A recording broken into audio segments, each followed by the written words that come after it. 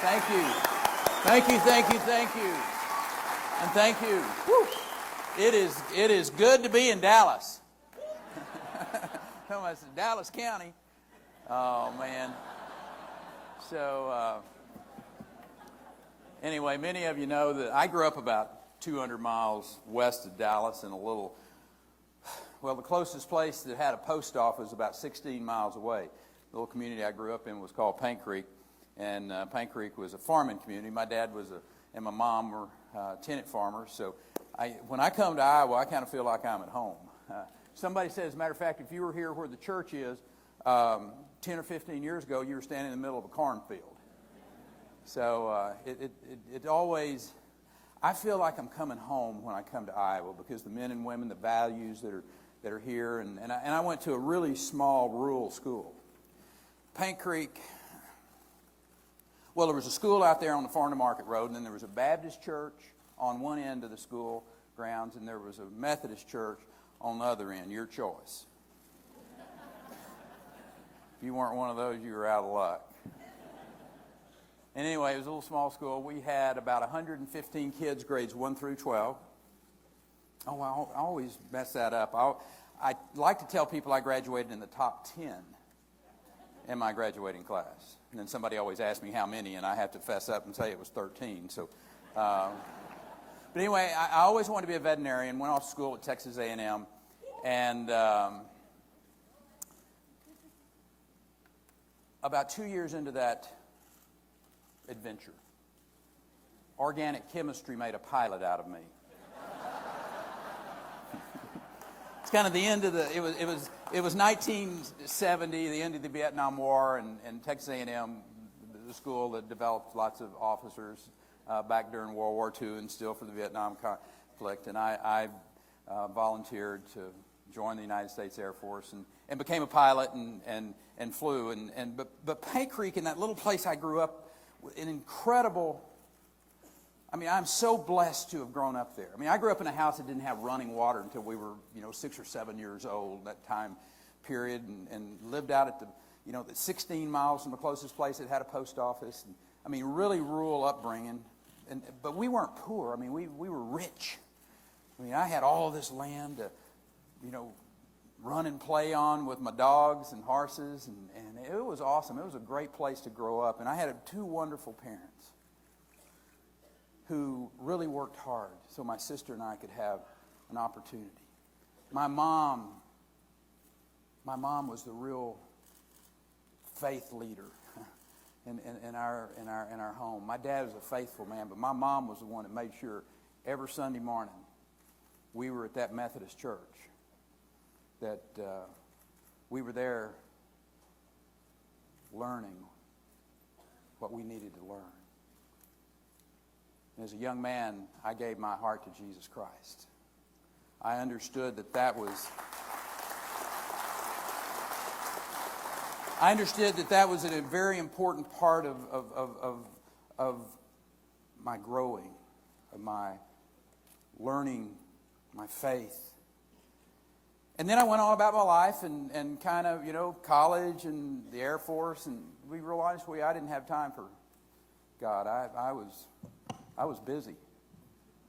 I was an aircraft commander. I had all these people to take care of. Thank you very much, but I got this. And I left the Air Force and I came back home. I literally moved back into that room that I'd left almost a decade before. My football number was still on the door. And I was lost. I didn't know what I wanted to do in my life. And God dealt with me in a rather harsh way. Some of you that's ever been through that know that he can be kind of harsh when you quit paying attention. And he wadded me up till there wasn't much left and kind of blew away all that chaff, and there was just a little kernel in there. But he got my attention. And I realized at that moment that I was going to spend the rest of my life doing God's will. And I knew that he wanted me to be in the ministry in some form or fashion. And I looked at the different ways of which I was going to serve our Lord. there was a Wycliffe Bible translators who were needing pilots to go to South America. And I said, that's it. That's my calling. Except there was a little hurdle there. You had to be able to fix your own airplanes, which I could fly them great, but I couldn't fix them.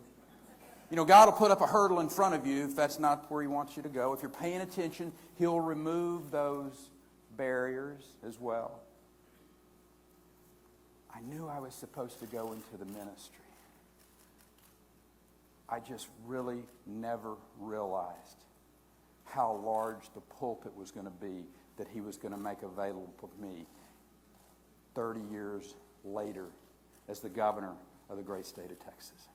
And what we've been able to do in that state over the course of these last few years, during that decade, whether it was protecting life and whether it was passing parental notification bills, whether it was standing up and again, limiting to 20 weeks that abortion bill. That's the type of leadership. That's the type of foundation that's a powerful one, that makes a difference. It says to people, this is a place that believes in liberty. We believe in freedom. We believe in religious freedom in the state of Texas. We passed that religious freedom bill in 1999. And I was proud to work with George W. Bush as the lieutenant governor to pass that. You see, that's the power of consequence. That's the power of principle. That's the power that I think is taught in the Bible. I'm kind of a good example of somebody that got a second chance. And you look at our biblical history. Moses, we have flawed characters, and that's the extraordinary thing from my perspective, is that you had Moses, he was incredibly afraid of public speaking, but he led the people to the promised land. There was David. I mean, David, who was a man of God's heart, but he failed to temptation. But that temptation led from Bathsheba all the way to Jesus Christ. Paul was given that second chance. Paul was given that second chance. This is a man who was a professional persecutor of Christians. But on that road to Damascus, he was given that second chance. You know, America's a country of second chances. Sometimes third and fourth ones. But I happen to think that America is ready for a second chance right now. America is ready for a leader to give this country a second chance, economically. The power of this country. I think one of the most, there are two essential issues for the people of this country right now. One is, who is it that can put this country back on track economically?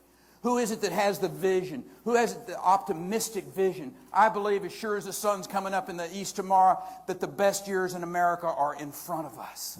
I know that. We're only a couple of good decisions and a leadership change at the top away from the best years America's ever had. That's where we are in this country. And I think our future is inextricably intertwined economically with energy policy. You think about North American energy. Whether, I'm an all of the above energy person. Whatever it may be, let's use it. We need to make this country secure. I mean, we're seeing Russia use energy as a weapon. And my statement is, if energy is going to be used as a weapon, let's make sure America has the largest arsenal. And we can. Open up the XL pipeline. Use North American energy to create the jobs, to create the energy security. Just think about the jobs that can get created. You use the energy that we have in this North American region. Drive down the cost of electricity. Because we know that's what the result will be. You couple that with good corporate tax policy that lowers the corporate tax rate. Every accountant will tell you that we raise those middle class wages by that. And then that coupled with that lower energy prices, we will see the greatest revival in manufacturing in this country in history. I mean, the jobs that can be created, the dignity of being able to take care of your family. That's what's in front of us with the right leadership and the right decisions. And I'll tell you the other result of this is the resources that come in. The resources that come into our coffers, if you will, can rebuild the military. And when the American military is strong, I look at today just like 1979. I'd just gotten out of the Air Force a couple of years before. I'd seen Jimmy Carter hollowing out our military. I saw Jimmy Carter embargo our wheat to Russia. He boycotted our kids going to compete in Moscow at the Olympics. We had our embassy taken over by radicals. We had 20% interest. We were on our backs. And 10 years later, a short 10 years later, because a president who had a vision, who understood when America's strong, the world is safer, we saw the Berlin Wall torn down and Soviet communism defeated. We're an incredible country. The best years ahead are ahead of us. Ronald Reagan understood something. You free the American people from over-taxation and over-regulation. You put that into place, and the greatest years can be ahead for this country. I'm excited about the potential of what we have in front of us. This is our moment. This is our time that we can put into place some extraordinary opportunities to make the world a safer place. When you look and see what's going on in this world today, and America stepping back, you look at what happened in Libya, in Egypt, in Syria. We had the opportunity to stop ISIS had we just funded those Syrian rebels. And I will suggest to you we could have gotten rid of Assad at the same time. But this president said, no, we're going to take a hands-off approach. We could have stopped ISIS when they went into northern Iraq, funding those Peshmerga fighters with lethal weaponry. They would have fought for their country and their families and stopped ISIS at that particular point in time. But no, this president said, we're not doing that. Today, ISIS controls a larger swath of land in the Middle East than the entirety of the United Kingdom. My friends, it is time for America to be America again, to lead, to have an influence around the world, to have a military that is back strong so that American values, Western values, are again protected. The idea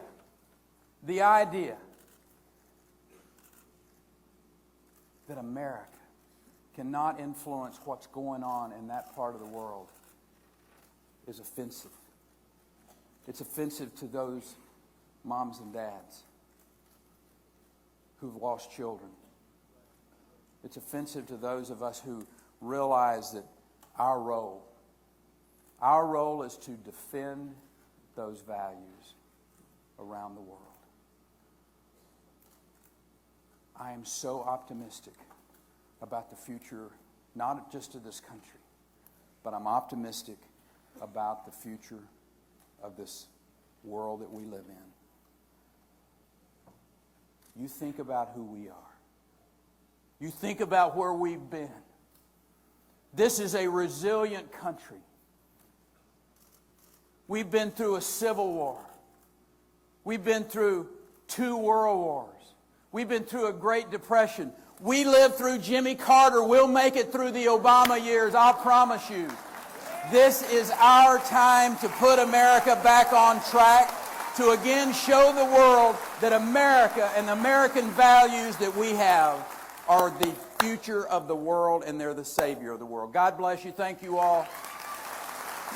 Thank you.